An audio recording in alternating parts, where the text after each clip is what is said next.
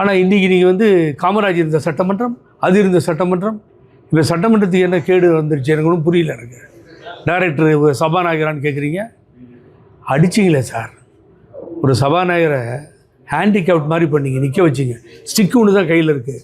ஆங்கில சேனல்லாம் ரேண்ட் சேக்கடுன்னு போச்சு. தமிழ்நாடு அசம்பிளி ஸ்பீக்கர் சேர் ரேண்ட் சேக்கடுன்னு போச்சு. இல்லை, எவ்வளவு கேவலங்க.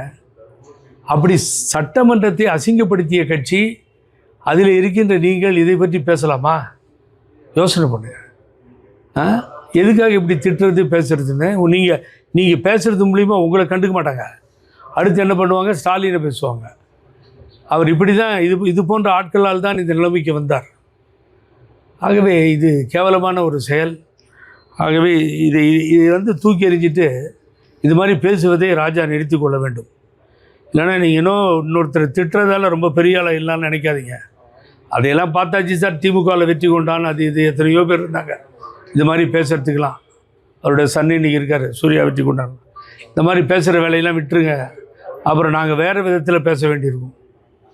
நீங்கள் தாங்க முடியாது. நான் ஒரு ஹிண்ட்டை தான் கொடுத்தேன் அசம்பிளி. இது பல பேர் மறந்துட்டாங்க, நான் மறக்க முடியாது.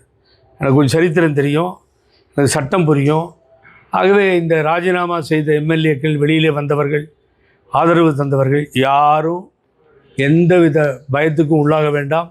சட்டப்படி எந்த நடவடிக்கையும் எடுக்க முடியாது, அது நடக்காது. ஆகவே நான் இன்னொரு நியூஸையும் இன்றைக்கி கோவையில் சொல்லிடுறேன். 25 பேர் ஆதரவாக வாக்களித்தார்கள் அதிமுகவிலிருந்து வெளியிலே வந்து தாவேகாவிற்கு. அந்த 25 பேரும் தாவேகாவுக்கு எப்பொழுதும் ஆதரவாகத்தான் இருப்பார்கள். இந்த முதலமைச்சரை பாராட்ட தான் செய்வார்கள். இது ஜனநாயகம் தழைக்க அவர்கள் எடுத்த முடிவு தொடர்ந்து நடக்கும். அதில் எந்த மாற்று கருத்தும் இருக்காது.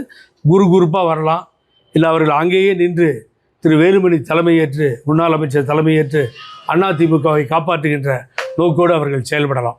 இது நடக்கும். இது ரெண்டும் ஒன்று நடக்க போது பொறுத்திருந்து பாருங்கள். என்ன அதாவது 2 கருத்து, என்னுடைய சொந்த கருத்து.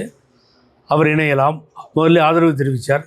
இணையாமலும், ஏன்னா ஒரு பெரிய அறிவாளி கையில் அதிமுக மாட்டி ஒரு கட்சி அழிக்கவே முடியாதுன்னு யாராவது நினச்சா, அந்த கட்சி உலகத்திலேயே எங்கே இருந்தாலும் சரி, ரஷ்யாவில் புதின் கட்சின்னு சொன்னேன், அது மாதிரி எங்கே இருந்தாலும் சரி, அந்த கட்சி அழிக்கப்பட வேண்டும்னு சொன்னால் எடப்பாடி பழனிசாமி கையில் கொடுத்துடலாம்.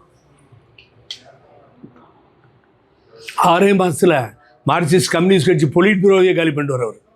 ஆகவே அப்படிப்பட்ட ஒரு நல்ல மனிதர் அதிமுகவை பிடிச்சிட்டாரு. ஆனாலும் இந்த அதிமுக காப்பாற்றப்பட்டு நல்லபடியாக இருக்க வேண்டும் என்று சொன்னால், எனது அன்பான வேண்டுகோள், வேலுமணி போன்றவர்களுக்கெல்லாம் வந்தால் வரட்டும், வரவேற்கிறோம். இல்லை என்றால் அதிமுகவை உங்கள் கைகளில் எடுத்துக்கொண்டு எப்பொழுதும் போல் தாவேகாவுக்கு ஆதரவாக இருங்கள் என்பது தான் எனது அன்பான வேண்டுகோள். அந்த சிந்தனையில் தான் அவரும் இருக்கிறார். ஒன்றும்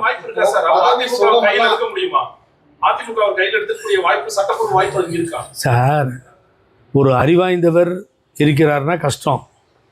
எவ்வளோ பெரிய அறிவாய்ந்தவர்னு உங்களுக்கு தெரியும். சேக்கிழார் கம்பராமாயணத்தை எழுதினார்னு சொன்ன அறிவாளி, ஆபிரகாம் லிங்கன் அபிராமின்னு சொன்ன அறிவாளி, அது இவரே இருந்துட்டார்ல. அவர் கையில் இருக்க ஆக்ஸ்போர்டில் போய் ட்ரைனிங் எடுத்துகிட்டு வந்தார் இவர் பழனிசாமி. அதெல்லாம் ஒன்றுமே கிடையாது. எல்லாம் முடிச்சிட்டார் சார், கம்ப்ளீட்டாக முடிச்சிட்டார். எலிமினேட்டட் ஸ்கெலிட்டன் மாதிரி ஆயிடுச்சு ஏடிஎம்கே. ஆகவே அவர் கையிலிருந்து வேலுமணி எடுத்து நடத்துவதற்கு தகுதி வாய்ந்தவர். அதில் எந்தவித மாற்று கருத்தும் இல்லை. வேலுமணி ஃபீல்டு ஒர்க் ஆகட்டும், கட்சியினுடைய ஒர்க் ஆகட்டும், மற்றவைகளாகட்டும், முன்னாள் அமைச்சர் வேலுமணி எந்த விதத்திலும் குறைந்தவர் அல்ல. ஆகவே அவரால் தான் இவர் பொழப்பு ஓடிட்டு இருந்துச்சு, இவரால் அவர் பொழப்பு ஓடலை. ஆகவே அவர் யாரோ ஒருத்தர் சொன்ன மாதிரி ஒரு சின்ன கட்சியாக கொண்டு போய் நிறுத்துவதற்கு பண்ணுறார். இன்னொன்று இம்பார்ட்டண்ட் விஷயத்தை நான் இங்கே பதிவு பண்ணிடுறேன். நீங்கள் வந்து இங்கே கட்சி தவறாங்க, குதிரை பேரம், ஒட்டக பேரம், ஆட்டு பேரம், யானை பேரம்லாம் பேசிகிட்டு இருக்கிறாங்கல்ல, அவங்களுக்கு சொல்கிறேன், திராவிட முன்னேற்ற கழகத்தை 4 பேர், மொத்தம் 4 பேர் எடப்பாடி பழனிசாமியும் சேர்ந்து பேச்சுவார்த்தை நடத்தி ஆட்சியை கவிழ்ப்பதற்கான முயற்சியில் இறங்கினார்கள். ஆதாரத்தோடு பேசி கொண்டிருக்கிறேன், ஆதாரம் இல்லாமல் பேசவில்லை. அவர் பக்கத்தில் ஒரு 4 சகுனி இருக்குது. ஒன்று பொள்ளாச்சியில் இருக்குது, ஒன்று மதுரையில் இருக்குது, ஒன்று கிருஷ்ணகிரியில் இருக்குது, இப்படி ஒரு 3-4 சகுனி திருவண்ணாமலையில் ஒன்று இருக்குது. இந்த சகுனிகள்லாம் சேர்ந்து முடிச்சிருவாங்க. அவர் இன்னொருத்தர் வேறு திகார் ஜெயில் ஹீரோ வேறு கூப்பிட்றாராம் இப்போ உள்ளே வாங்கன்னு. அவர் வேறு சிஎம்ஐ பற்றி கண்ணா பின்னான்னு பேசிகிட்டு இருக்காரு. திகார் ஜெயில், உனக்கெல்லாம் எந்த யோகியதையும் இல்லை இந்த நாட்டு சிஎம்ஐ பேசுகிறதுக்கு. ஏன்னா நீ உன் கட்சியை, நீ எடப்பாடியும் அவரையும் ஒன்றா வச்சு பார்க்கணும்.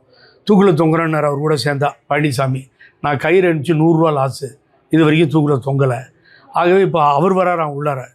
2 துரோகிகளும் சேர்ந்தா சூப்பராக இருக்கும். முடிவுரை எழுதுறதுக்கு ஒரு ஆள் வேணும், இல்லை நீ உள்ளே போ, முடிவுரை எழுதி முடிச்சிடலாம். ஆகவே கட்சியை அங்கே இருப்பவர்கள் காப்பாற்றுகிறார் என்று சொன்னால் எனக்கு சந்தோஷம்தான்.